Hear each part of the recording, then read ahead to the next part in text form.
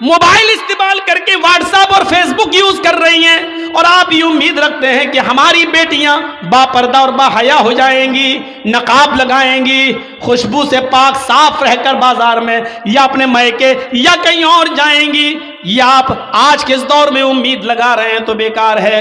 اگر آپ نے اپنی بیٹی کو اینڈرائیڈ موبائل دے رکھا ہے، فیس بک اور میسنجر اور واٹس ایپ اگر وہ چلا رہی ہیں، تو یاد رکھیے گا آپ اپنی بیٹی پر بھروسے کے لائق نہیں ہیں۔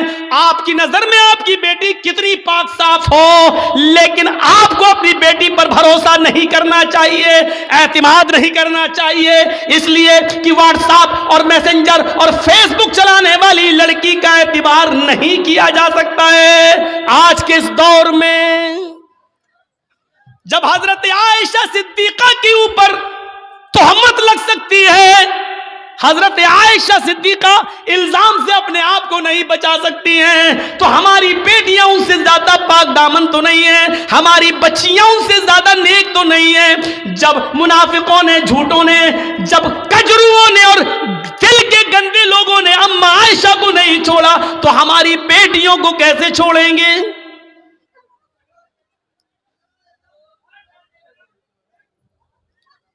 یہاں ہمیں غور کرنا چاہیے۔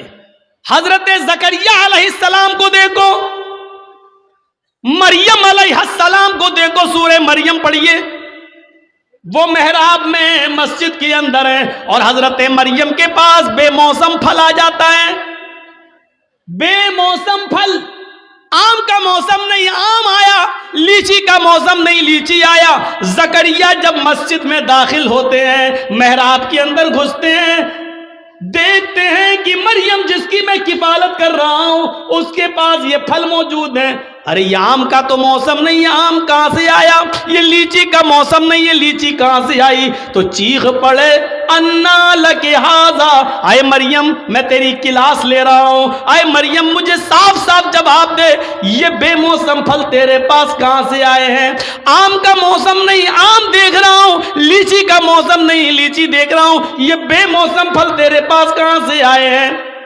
وہ مریم جس کی پاک دامنی کی گواہی اللہ تعالیٰ نے دی ہے کہ ہم نے مریم کو بغیر شوہر کے بیٹا دیا، عیسیٰ بغیر باپ کے ہم نے پیدا کیا، وہ مریم جن کے پاک و صاف ہونے کا اعلان اللہ تعالیٰ نے کیا ہے، قرآن میں جن کو پاک دامن بتایا ہے، اس مریم کی کلاس زکریا لے رہے ہیں کہ بتا میری بیٹی، او بتا میرے لخت جگر، یہ تیرے پاس کہاں سے آیا ہے؟ کس لڑکے نے دیا ہے؟ کون ہے جس سے تیرے کانٹیکٹ ہے، جس سے تیرے تعلقات ہیں؟ اللہ والی تھی، نیک تھی، فرما بردار تھی، اپنے سرپرست کو شرمندہ نہیں کر سکتی تھی، جس نے پال پوس کر مجھے اتنا بڑا کیا، اس کی عزت خاک میں نہیں ملا سکتی تھی۔ کہنے لگی آپ میرے اوپر شک نہ کریں، آئے زکریا میرے اوپر ڈاؤٹ نہ کریں، قالت ہوا من عند اللہ، یہ کسی لڑکی کی طرف سے نہیں بلکہ اللہ کی طرف سے آیا ہے، یہ اللہ نے بھیجا ہے، یہ جنتی پھل ہے، کوئی فرشتہ دے کر گیا ہے، اس میں کسی لڑکے کا ہاتھ نہیں ہے۔ جب مریم سے پوچھا جا سکتا کہ یہ پھل کہاں سے آیا، تم اپنی بیٹیوں سے کیوں نہیں پوچھ سکتے یہ موبائل تیرے پاس کہاں سے آیا؟ اس میں تو 10 روپے کا بیلنس تھا، آج اس میں 3 مہینے کا نیٹ پیک کیسے پڑا ہے؟ اس میں تو تیری اماں اور خالہ کا نمبر تھا، اس میں 5 نمبر اور کہاں سے آئے ہیں؟ کیا آپ اپنی بیٹیوں سے یہ سوال نہیں کر سکتے ہو؟ تم اسکول تو ڈرائیور کے ساتھ گئی تھی، پھر آئی ہو کس کے ساتھ آئی ہو؟ اکیلے کیسے آئی ہو؟ تمہارا بھائی تمہیں اسکول چھوڑنے گیا تھا، پھر تم نے بھائی کا آنے کا انتظار کیوں نہیں کیا؟ اکیلے کیسے چلی آئی ہو؟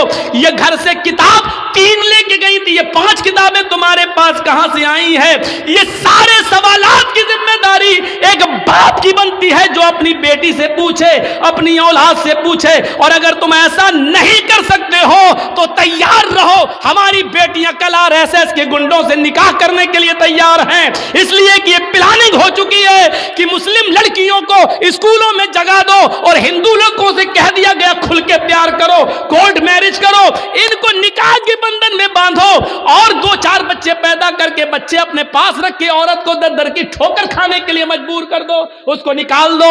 اگر آپ اپنی بیٹیوں کی نگرانی نہیں کر سکتے ہو تو تیار رہو, آپ کی بیٹیاں غیر مسلموں کے ساتھ نکاح کرنے کے لیے تیار ہیں. 10,000 سے زیادہ ایپلیکیشنیں کورٹ میں موجود ہیں مسلم لڑکیوں کی, جس میں یہ کہا گیا ہے ہمیں اپنی مرضی سے ہندو لڑکوں کے ساتھ نکاح کرنے کے لیے تیار ہیں. میرے ماں باپ روکیں گے اس لیے مجھے پولیس پروڈکٹ دیا جائے, پروڈکشن دیا جائے, سرکشا دی جائے. میرے ماں باپ کورٹ میرج کے موقع پر میرے لیے رکاوٹ بن سکتے ہیں. یہ لڑکیوں نے, مسلم لڑکیوں نے, کالج کی لڑکیوں نے یہ لکھ کر دیا ہے. تیار رہیے, اگر آپ اپنی بیٹیوں کے موبائل نہیں چھین سکتے ہو, ان سے سوال جواب نہیں کر سکتے ہو, تو پھر یہ دن دیکھنے کے لیے تیار رہو کہ آپ کی بیٹی مسز ادریس, مسز اسلم نہیں بنے گی, مسز کھنہ بنے گی, مسز رمیش بنے گی, مسز موہن بنے گی, مسز فلاں بنے گی, یہ بنے گی. اس کے لیے تیار رہو. جو کہنا تھا کہہ دیا. برا لگنا سوابھاوک ہے کیونکہ حق ہے, حق برا لگتا ہی ہے. کڑوی ہے, کڑوی چیز خراب ہوتی ہی ہے. اس لیے میں معافی کا چندہ نہیں مانگوں گا آپ سے. سوابھاوک چیز ہے, ہونا ہے. آپ نے پوچھا نماز پڑھی کہ نہیں پڑھی, بیٹے سے پوچھا. ہمارے نبی نے تو یہ کہا تھا نا جب بچہ 7 سال کا ہو جائے, بچے میں لڑکا لڑکی دونوں شامل ہے, جب بچہ 7 سال کا ہو جائے نماز پڑھنے کا حکم دو, لے کے جاؤ. نہیں پڑھے کوئی بات نہیں, کبھی پڑھے گا کبھی چھوڑے گا, لیکن جب 10 سال کا ہو جائے نماز نہ پڑھے تو اس کو مار مار کے لے جاؤ, مار مار کے نماز کی طرف لے جاؤ, پیٹو. 10 سال کے بعد لڑکے کو پیٹنا پڑے گا, نماز کے لیے مارنا پڑے گا, سزا دینا پڑے گی آپ کو اپنے بیٹے کو, کیونکہ وہ 10 سال کا ہو چکا ہے. 10 سال کے بعد باپ کی ذمہ داری بنتی ہے کہ وہ اپنے بیٹے کو نماز نہ پڑھنے پر مارے, پیٹے اور پھر مسجد میں لے جائے. آپ نے کیا ایسا؟ موبائل چلانے کی کھلی اجازت, چلاؤ اور بگڑو. قاضی شریح نے جو فیصلہ کیا اس فیصلے کو دیکھیے.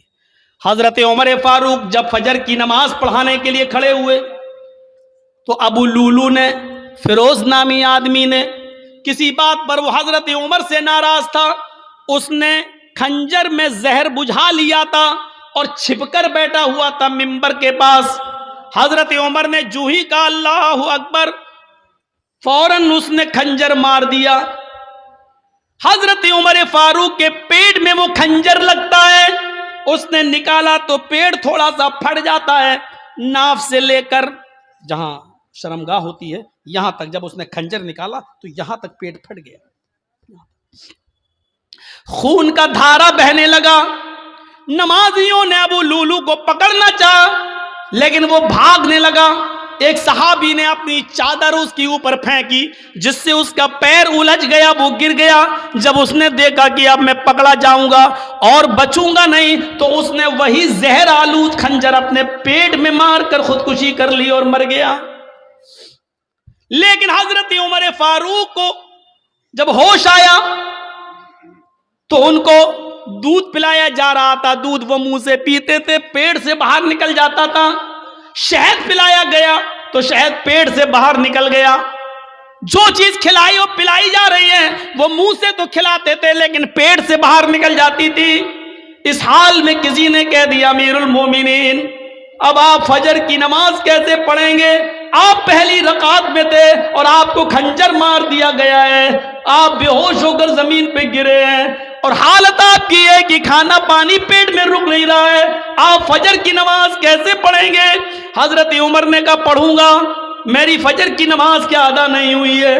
کہا نہیں. پانی لاؤ, وضو بنایا, کھڑے ہو گئے. لوگوں نے کہا بیٹھ کے پڑھ لو, کہنے لگے نہیں نہیں ابھی کھڑے ہونے کی طاقت ہے. کھڑے ہو کر 2 رکعت نماز پڑھی اور نماز پڑھنے کے بعد فرمایا لوگوں اگر یہ حالت کسی اور کی ہو جائے, کھانا پانی بھی پیٹ سے نکلنے لگے. اس حال میں بھی اگر نماز کا ٹائم ہو جائے, نماز کا وقت ہو جائے اور اس آدمی کو ہوش ہو تو نماز اس حال میں بھی پڑھنا پڑے گی. اگر اس حال میں ہوش ہے, پیٹ پھٹ جانے کے باوجود, کھانا پانی پیٹ سے نکلنے کے باوجود اگر ہوش ہے اور نماز نہیں پڑھتا ہے تو لا حظ فی الاسلام لمن ترک الصلاۃ, تو ایسے آدمی کا اسلام میں کوئی حصہ نہیں ہے.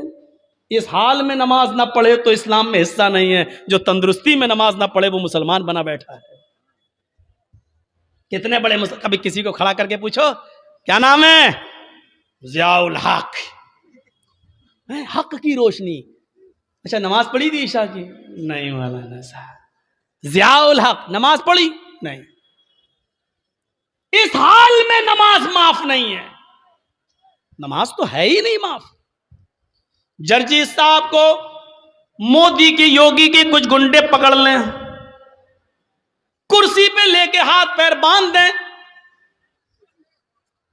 اسی بیچ اذان کی آواز آ رہی ہو, اللہ اکبر اللہ اکبر, جرجیت صاحب ایک بار کہیں گے صاحب لنچنگ کرنے والوں مجھے مار رہے ہو مار دینا, لیکن مجھے 2 رکعت نماز پڑھ لینے دو. چھوڑتے ہیں تو ٹھیک, نہیں چھوڑتے ہیں تو کرسی پر بندے بندے ہمیں نماز پڑھنا پڑے گی. وضو کے لیے پانی دے دو, نہیں دیتے ہیں تو نیت سے وضو کرنا پڑے گا. اللہ وضو کے لیے پانی نہیں ہے, میں نے وضو کی نیت کر لی ہے, یہ وضو کی نیت ہی ہمارے لیے وضو ہوگی. ان سے کہا جائے گا کہ صاحب میرا چہرہ قبلے کی طرف کر دو, اگر وہ کرتے ہیں تو ٹھیک ہے, نہیں کرتے ہیں تو نیت کرنا پڑے گی. ہاں میرا چہرہ کھلا ہوتا تو قبلے کی طرف کرتا, لیکن میں بندھا ہوا ہوں اس لیے میں اسی طرف رک کر کے نماز پڑھ رہا ہوں. آئے اللہ تو کسی قبلے کا محتاج تو نہیں ہے, تو میری دل کی نیت اچھی طریقے سے جانتا ہے. لیس البر ان تولوا وجوہکم قبل المشرق مغرب, یہ آیت آپ کے ذہن میں آنی چاہیے. لیکن نماز اس وقت بھی پڑھنا پڑے گی. قبلے کی طرف چہرہ نہیں ہے کوئی بات نہیں, جہاں تمہارا چہرہ ہے